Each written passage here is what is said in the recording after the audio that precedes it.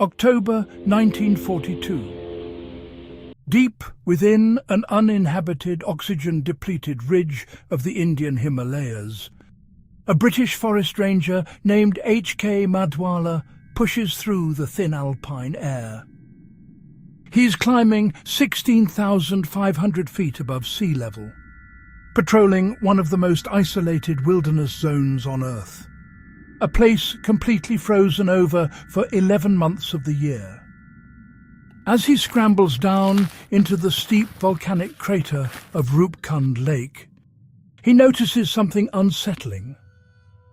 The ice is melting, and underneath it, the lake is hiding a mass grave.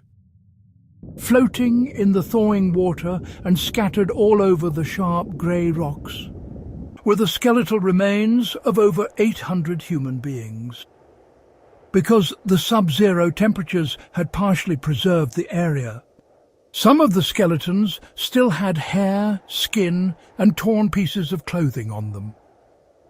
The year was 1942, right in the middle of World War II. Paranoia was at an all-time high. Military intelligence assumed they were looking at a tactical emergency. A secret team of Japanese soldiers trying to sneak into India through Tibet, who had been trapped and frozen to death. But when the forensic teams actually examined the scene, the military hypothesis completely fell apart.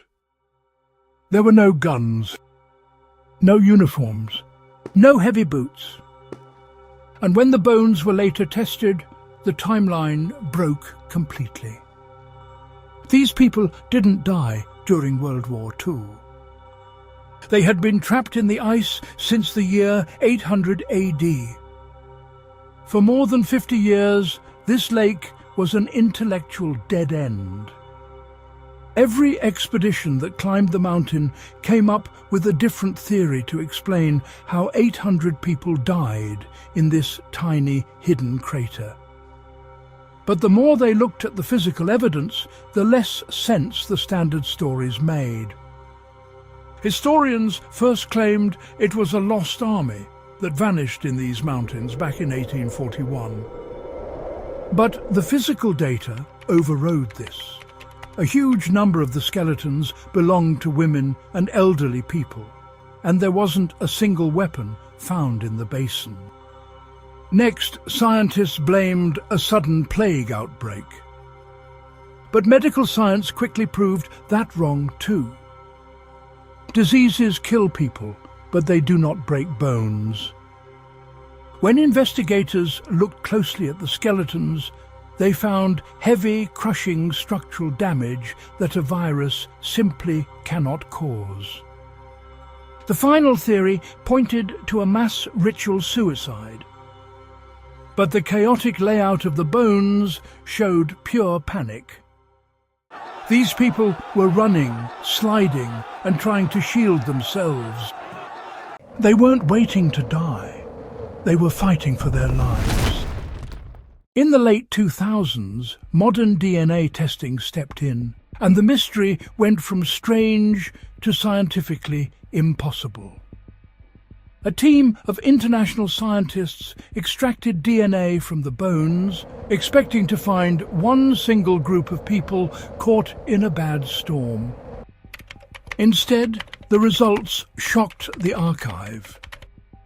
These 800 people did not belong to the same tribe, the same culture, or even the same continent. The DNA proved the bodies were split into two completely different populations. The first group matched the local Indian population, which made sense. But the second group was a total anomaly. Their DNA was directly linked to the Eastern Mediterranean, specifically modern-day Greece. What were hundreds of people from Greece doing walking through a dangerous, unmapped mountain pass in the middle of India? And the timeline made it even more confusing. They didn't even die at the same time. The testing showed that while the local Indian group died around the year 800 AD, the travellers from Greece arrived and died nearly 1,000 years later, around the year 1800. The lake was a recurring trap, systematically killing completely unrelated civilizations across a millennium. To figure out exactly how they died, bone experts looked for specific injuries. They found no cuts from blades and no punctures from arrows. Instead, the skulls and shoulder blades were covered in very specific deep, round cracks. The evidence showed that whatever hit them came straight down from the sky, striking them directly from above. The injury patterns showed the weapon was hard, smooth, round, and about 9 inches wide, the exact size and weight of a large stone. Their arm and leg bones were completely unbroken, ruling out a landslide or an avalanche. They were only hit from above. To tie all this data together, the official scientific explanation settled on a terrifying weather event, a sudden massive Himalayan storm that trapped the travellers in this rocky bowl, killing them with giant solid hailstones moving at over 100 miles per hour. Case closed. Or is it? When you look closer at the facts, this official explanation opens up an even deeper mystery. Roopkund Lake is tiny, barely 150 feet across. For a rare freak storm to strike this exact same tiny coordinate twice, 1,000 years apart, killing different civilizations in the exact same way, goes against all logic. And then there is the biggest missing piece that science cannot explain: the Greek puzzle. Anthropologists have searched through every historical record in existence.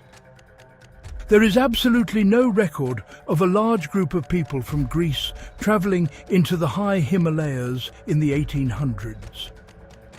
They left behind no heavy baggage, no pack animals, and no travel logs.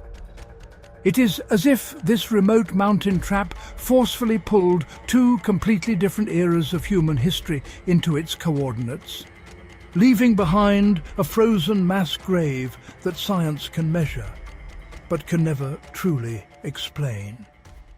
Thank you for watching.